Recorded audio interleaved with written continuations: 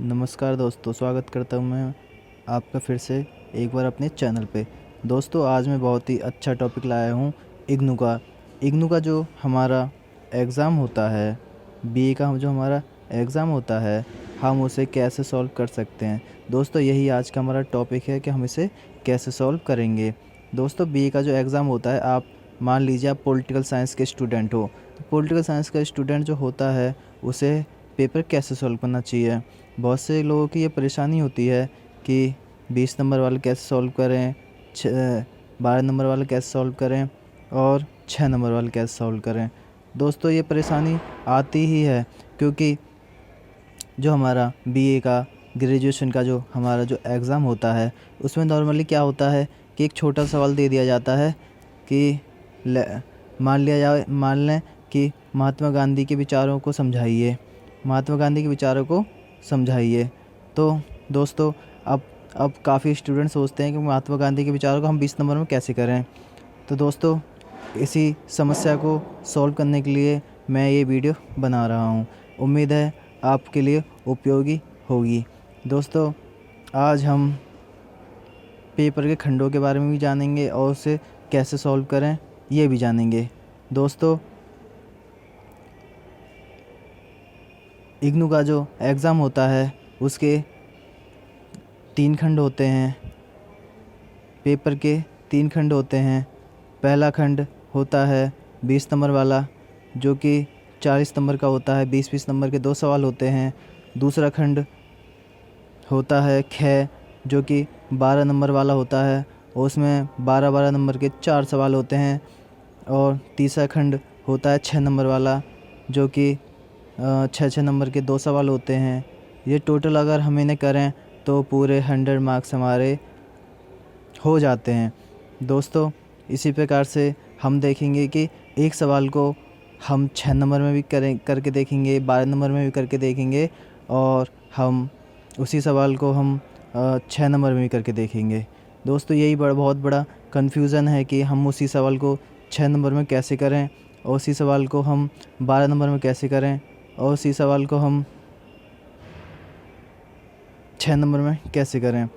तो दोस्तों, चलिए देखते हैं। दोस्तों, मैं सबसे पहले खंड क का एक सवाल कैसे जो हमारा खंड क है, 20 नंबर का जो हमारा सवाल होता है, हम उसे कैसे सॉल्व करेंगे। तो एक हम एग्ज़ाम्पल लेते हैं कि महात्मा गांधी के विचारों को समझाएं। दोस्तों, 20 नंबर में अक्सर यह कह दिया जाता है कि महात्मा गांधी के विचारों को समझाइए। तो दोस्तों, हम कैसे करेंगे उस सवाल को। सबसे पहले महात्मा गांधी के जीवन की पृष्ठभूमि लिखें।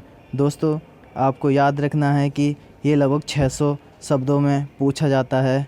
तो अगर हमने डायरेक्ट महात्मा गांधी के विचारों को लिख दिया या महात्मा गांधी के विचारों को प्रकट कर दिया, तो दोस्तों, ये हमारा सवाल 600 शब्दों में कैसे हो पाएगा।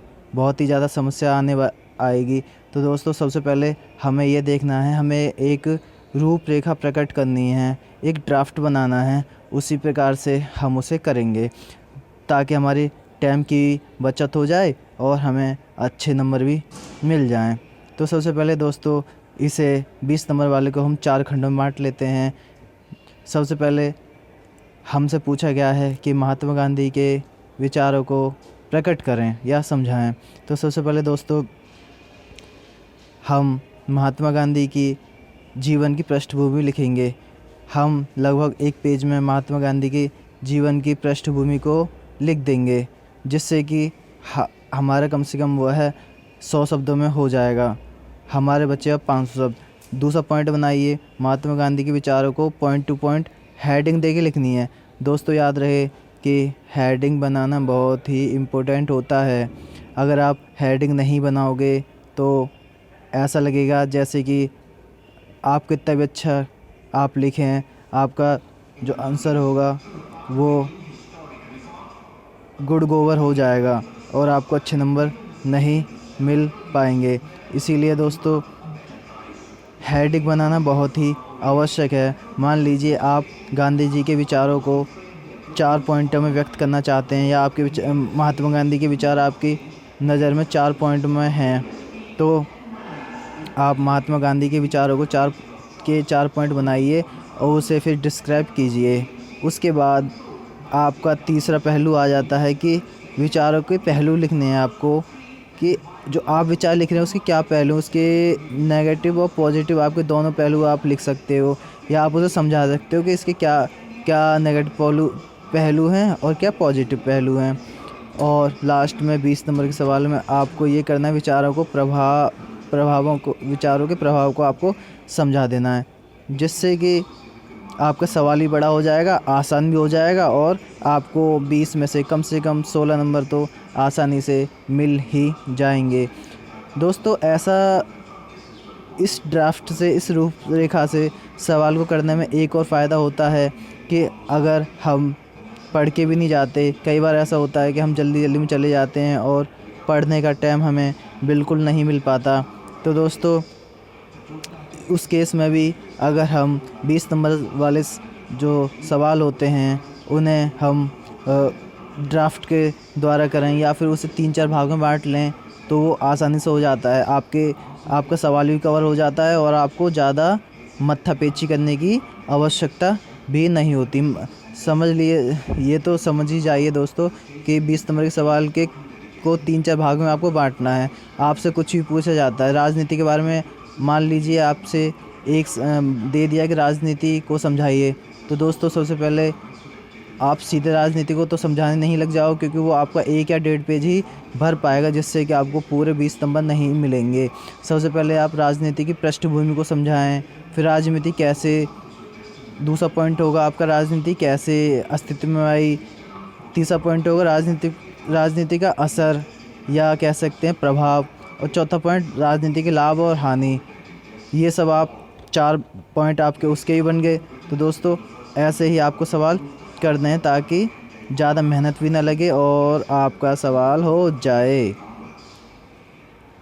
तो दोस्तों अब आप समझ ही गए होंगे कि आपको 20 नंबर का सवाल जो है वो कैसे करना है।